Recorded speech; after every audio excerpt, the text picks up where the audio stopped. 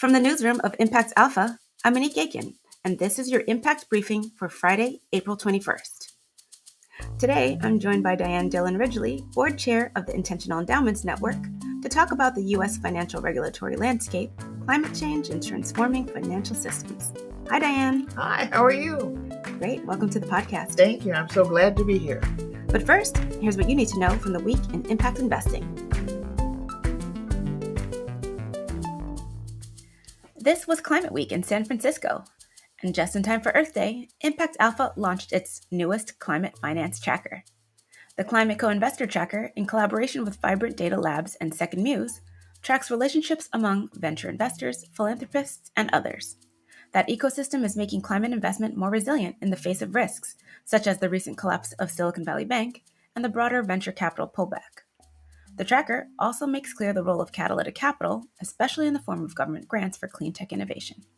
More than 96% of climate tech VCs are just 2 degrees of separation from at least one government grant.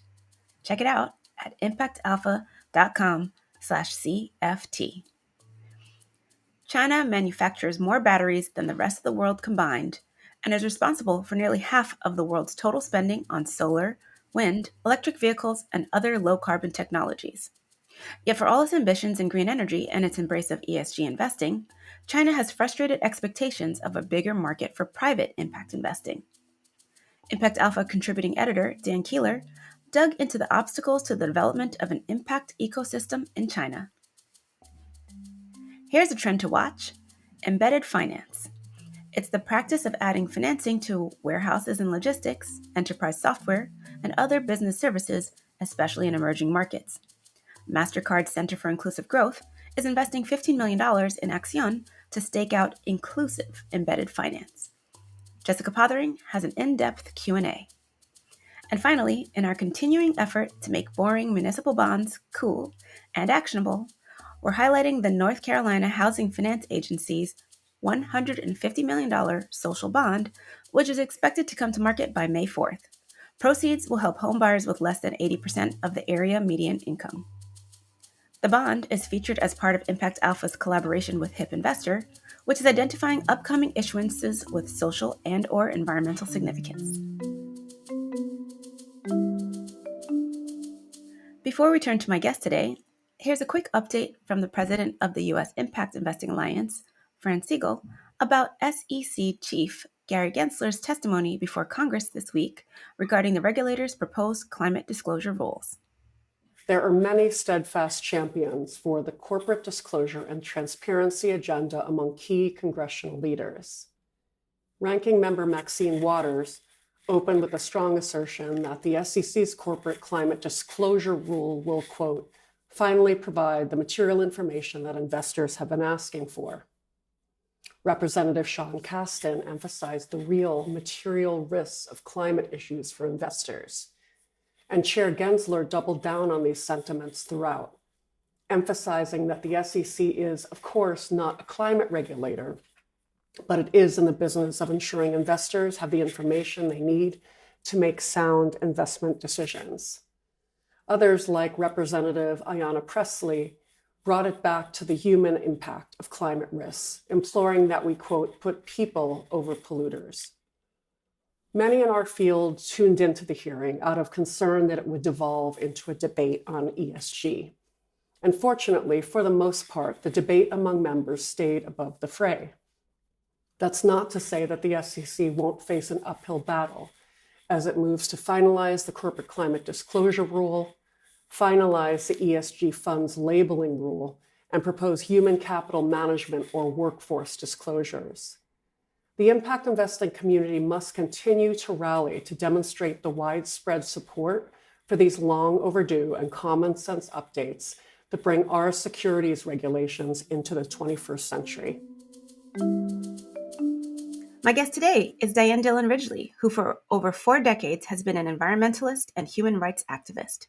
She is chair of the board of the Intentional Endowments Network, chair of the board at the Center for International Environmental Law, co-chair of the Green Leadership Trust, and board member of the Vermont Energy Investment Corporation. She stays busy. Dianne, thank you for joining me in person today. Thanks. So let's get started. The regulatory policy political environment is the canvas on which we all paint as investors. Can you share your perspective on what's going on these days and in the US and around the world and your view on it? I'd like to. I only laugh because it just seems here we are in 2023, and maybe it's because I have a significant, although there are no insignificant birthdays at this point, but I have a significant birthday next week, and it just seems like at this point we shouldn't be going over things that we thought we had covered, that we thought had moved forward, and it almost at some moments at 3 o'clock in the morning, it feels like we're going back as much as we're going forward. I mean, why are we arguing over the debt ceiling? You know, this should be things that are just so obvious and so plain. I do get frustrated, but I try and couch that frustration and channel it into being able to link together where we have made progress. I mean, there's some basic things that we know: more disclosure, more transparency. This is essential for us to really preserve and improve our democracy. Let's go to climate change, which is your professional domain. You've been a lifelong environmental and human rights activist.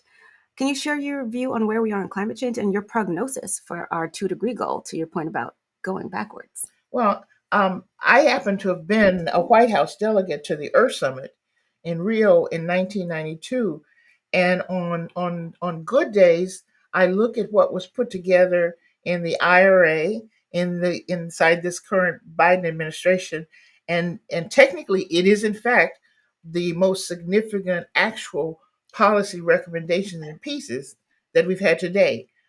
Enough? Not even close.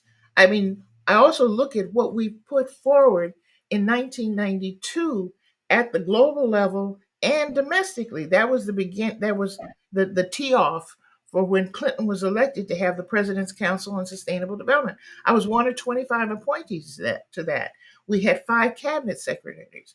That's 28 years ago. We put in place, well, no, we proposed specific recommendations, and not all just at the national government level, but the kinds of things that we needed to do in our churches, in our communities, in our organizations, in our schools. And it seemed like we were starting to make a momentum on that. And then all of a sudden, somebody said, well, you're changing everything we're doing. Well, of course, because if we weren't in crisis, if we weren't on the threshold of failure. I mean, I always describe it. I know people want to say climate change, and that turns some people off, and I understand that. I said, so let's identify the problem. We currently have failed at living sustainably on Earth. Now, that actually is harsh. I think that's more harsh, but that's a reality of what it is. What we have done or failed to do with our forest, what we have added and put in our environment without understanding the implications of coming together, the threats to ecosystems, to extinctions. I mean, to the reduction of wildlife. Right now, 80% of the mammals on this planet are either humans, pets, or livestock. 100 years ago, that number was somewhere closer to 30%. We've had these cumulative impacts and changes that have resulted from decisions that were done piecemeal without looking at the long term implications of what we were doing, who was impacted, and how and where. We have to zoom out. We have to plan for the long term. And so, from your vantage point, you have sat on public company boards, you chair the board of the Intentional Endowments Network, you've served in governance roles in many philanthropic organizations, including the Wallace Global Fund, and you've served in 23 U.S. government delegations to the UN. There's a significant role that the financial industry in specific has played in how we got here, these multiple intersecting crises like that you've just described: climate, COVID, inequality, police brutality, and the rest. And so the role that investors and other actors in the financial system need to play to shore up systems that you just described, democratic systems in addition, and indeed every industry must do to play its part, because all these systems are interconnected. But we have talked about, you and I, strategies that and practices that got us here won't get us out of these crises. New tools and innovation will be required. What have you seen emerge that might be able to help move us forward on these climate inequity crises? Well, I was thinking back to a TED talk I gave about 10 years ago, and I built on it. I was at Auburn University. I built on it from 2003. And I remember very clearly saying, this century has got to be the justice century. And where I am actually encouraged is, 30, 40 years ago, the financial industry kept saying, well, we don't have anything to do with the environment. Well, I said, it's really unfortunate. We've spent the last 45 years politicizing the environment instead of what we should have done was to environmentalize politics. Mm-hmm. Because you are never not in an environment. So the environment can't just be another subject or another issue that we on which we bring to bear and make decisions. It has to be understood that it is inside the nature of literally the nature of everything we're doing. And I mean, and I often would say and learned when I was in undergraduate school. I went to Howard in undergraduate school that we have finally, because of the increase in population, there's a really clear prediction that within the next 5 to 10 years, we may tap over 9 billion people. When I was born, and I'm not that old, when I was born, we were closer to 2 billion people on Earth. So looking at that level of increase, we used to have what I would always call the natural sink capacity. The Ogallala Aquifer could recharge itself, but the draws that we've made on it now, it can't keep up with that. Look, for the first time ever, what we had with the the Hoover Dam and the water levels. I mean, people are seeing things that had been underwater for decades. So I think it is stunning and somewhat overwhelming to many of the policy people and those who are in decision makers who are in roles of responsibility to making decisions. But I mean, the Colorado River could well run dry. Things that would have just been absolutely fundamentally unthinkable. We've changed air flows, and I mean, I could go on and list it, and I get frustrated when people just list the technical problems. But I am actually encouraged. I must be encouraged, and I'm encouraged because there has been, at least more intensely in the last 10 years, a recognition on the part of the financial uh, industry writ large, the role and responsibility that it has in lending. Decisions are not just money decisions about lending, they're also decisions about that have bring to bear on natural resources. Making a decision about whether or not we're going to have more electricity produced by coal, never mind the toxins and other things that get released in that, but just period, or whether we're going to invest more in renewables like wind and solar. And then we decisions that make real the understanding that we have over subsidized Mm-hmm. the fossil fuel industry. And while some people want to say that the nuclear industry is free, well, you have to include all of the process because you have to mine the uranium and the source materials. And then we as humans have never kept anything consciously safe and buried for 5,000 years because the shelf life of spent uranium and materials is longer than anything else that humans have ever controlled. So we need some we need some humility when we come to making some of these decisions, and we need a lot more of the kinds of things that my grandmothers and great grandmothers talked about, of realizing when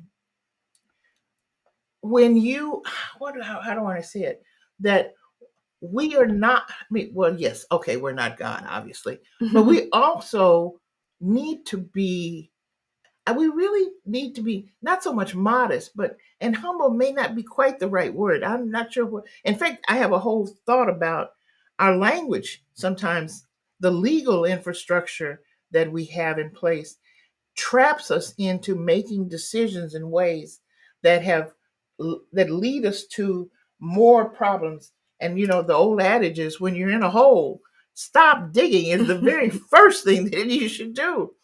But we're doubling down sometimes instead of pulling back and stepping back. I do also have a lot of hope from young people. Some of it is born out of the frustration and the clarity that they have around. I know it's inappropriate to only use Greta Thunberg because as wonderful and as consistent as she has been, one, she doesn't want this role. And I am an African American woman, and I have seen so many times when we have let the lens and specter of race and race decision make us think that only certain people do it. There was a picture with Greta was in a picture with Mhm. 4 or 5 other young people from other places, but the only one who got named and the only one who was talked about, the young woman from Uganda, no. Vanessa Nakate. Yes, thank you. Yes.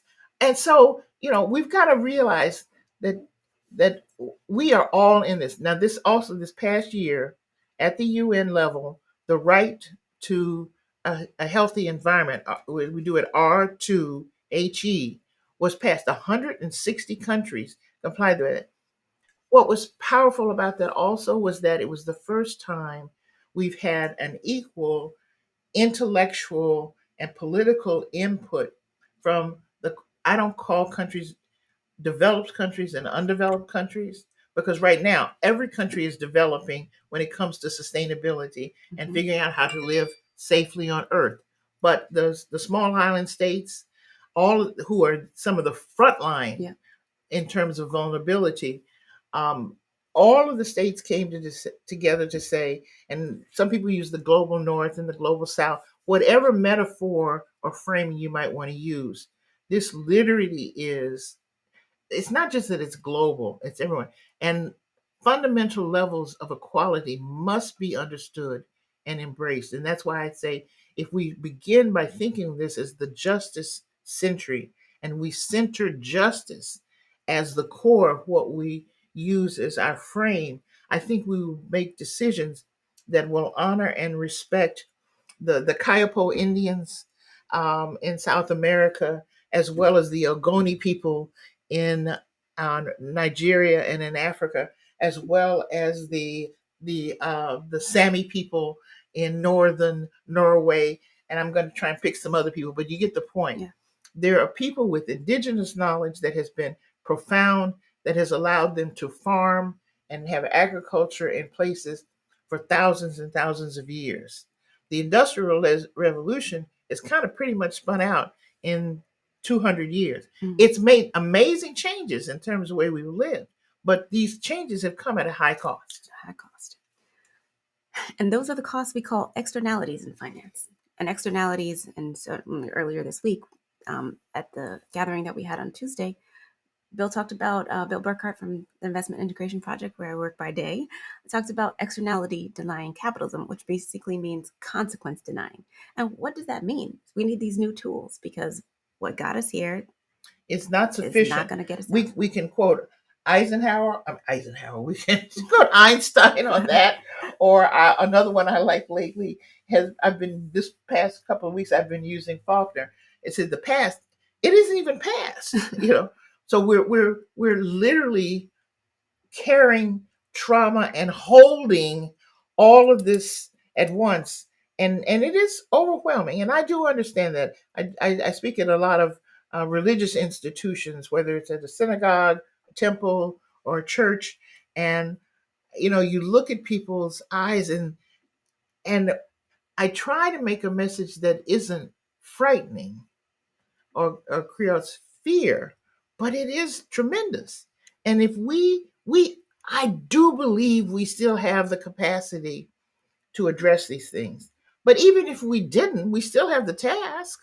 Unless we're just going to give up and let's say, we'll just have a big party. It's going to last for the next 40 years, probably. It's like spending down everything. But we are technically right now spending down our base capital. Well, we know better. There's so much in the ways that we know better to do than what we are doing.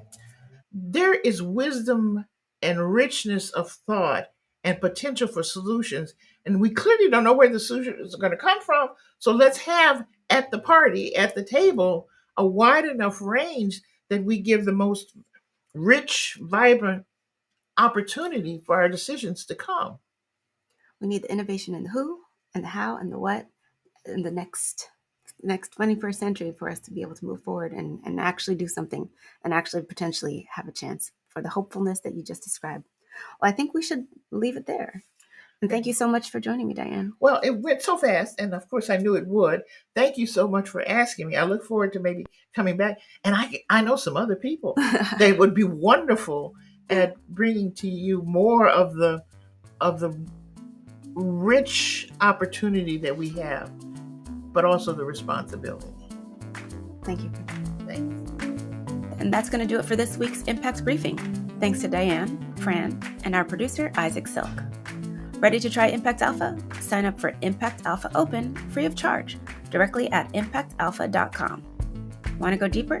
Grab a subscription and get full access to the site, Agents of Impact calls, and the daily email brief. Just go to impactalpha.com/subscribe and choose an annual subscription. Thank you for listening. I'm Monique Aiken, Managing Director for TIP, the Investment Integration Project. Be sure to check back for next week's briefing, and until then, take care.